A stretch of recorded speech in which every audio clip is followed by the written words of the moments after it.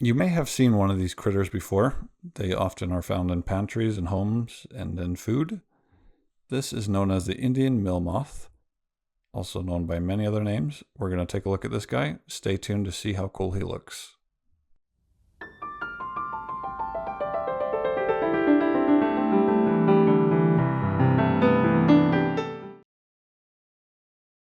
All right, so we are now under the microscope, and right away we see these little bristles. And what this is it's the dust that comes off of a moth. So if you've ever caught a moth or a butterfly and you get all that dust on your hands, it's actually these little scales or bristles. Now I thought this was a antenna, but it's actually a foot because it has the two spikes on the end. So we're gonna follow this foot back to the body. And again, we see lots of those little bristles.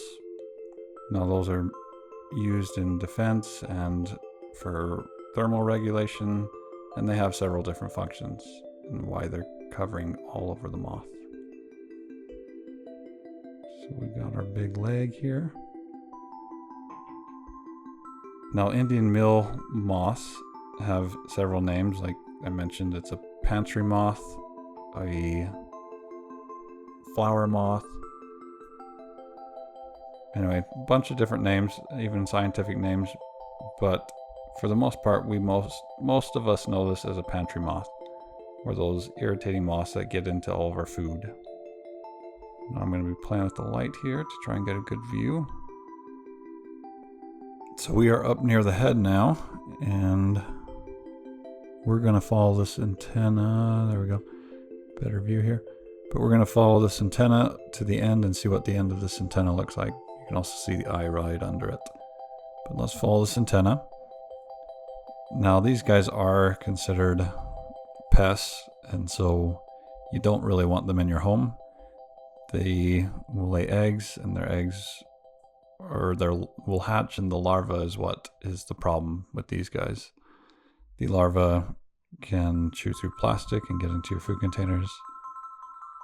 And we're back to the head here again. See that eye? But the larva can chew through the containers and get into the food, or chew through plastic bags and get into the food. So you usually want to put your stuff in plastic containers that doesn't have a way for them to get in, or glass containers to keep them out.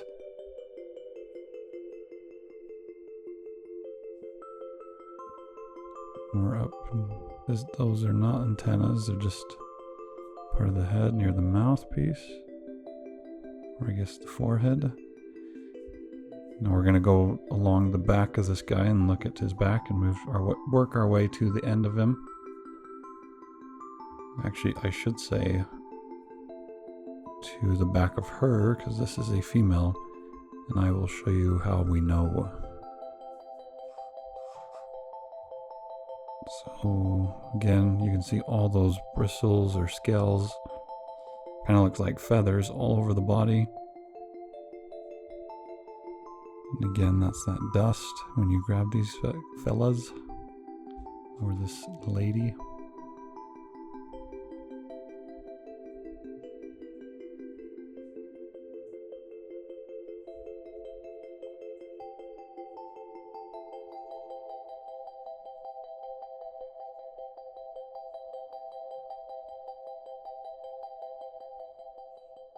Anyway, make sure you stay tuned for when we flip this guy over and look at the mouthpiece. I thought it was pretty neat. We have a foot there.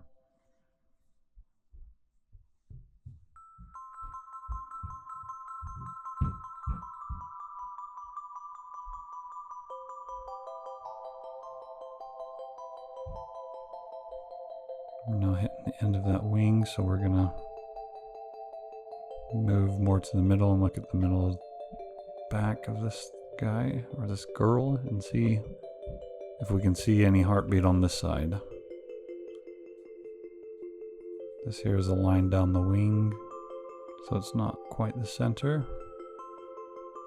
There you go, you see the center. And you're seeing something going on inside of it, but not quite. Maybe we've got a lot of movement going on, and we'll have to flip her over and see what we can get. but we can see some functioning going on inside.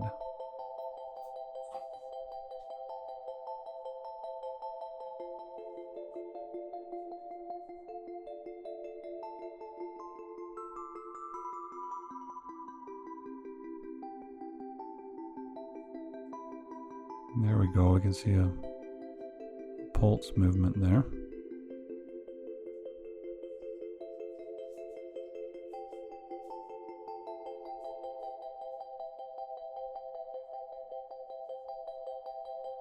It's like a big chamber here. Anyway, let's flip her over and we will see the underside of her. She's now flipped over, and that's her wing on the underside, and this is her abdomen. That's the back end of her. So this is the very end of her, and this is how you're going to be able to tell she is a she.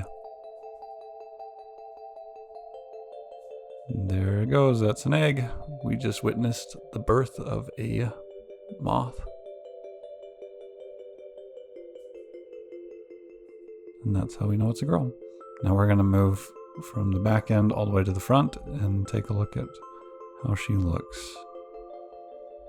And then we'll get back and check on those babies. Alright.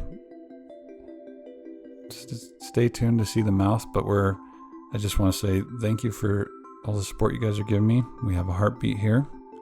See that right there? But thank you for the support you guys have given me, and please remember to subscribe and comment below what you would like to see under the microscope, and I will do my best to show it to you. So we're gonna now keep working our way up. Here I'm trying to get a good view of what's going on inside. We do have a better view than we did on the top, but still a little bit tricky, so I'm playing with the light here.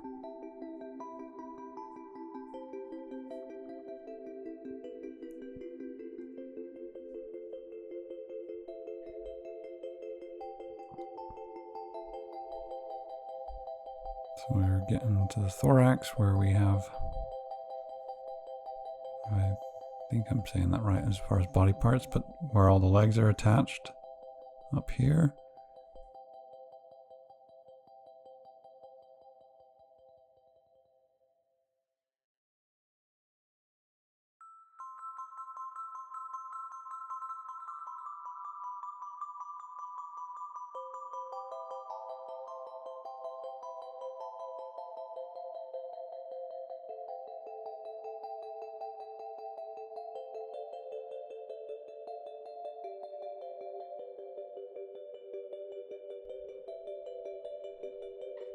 Alright, so we're now up near the head. Seeing some movement here, but we are about to get to that mouth. There it is. This is one of the most interesting mouths I've seen. We haven't seen a mouth like this on this channel yet. But you see that big old coil around it? I think it's called a proboscis.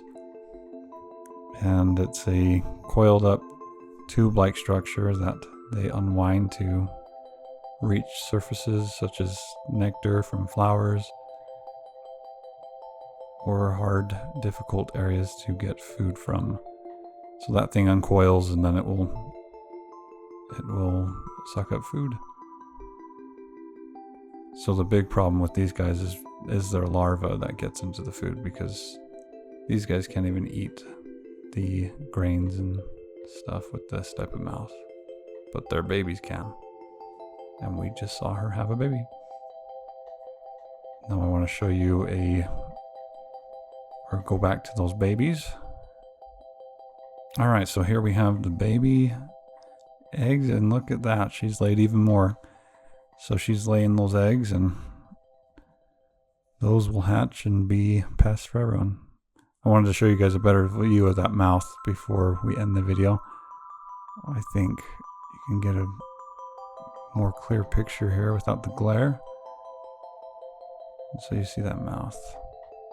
Anyway, thanks for watching. I hope you enjoyed. Please subscribe, and I hope to see you next time.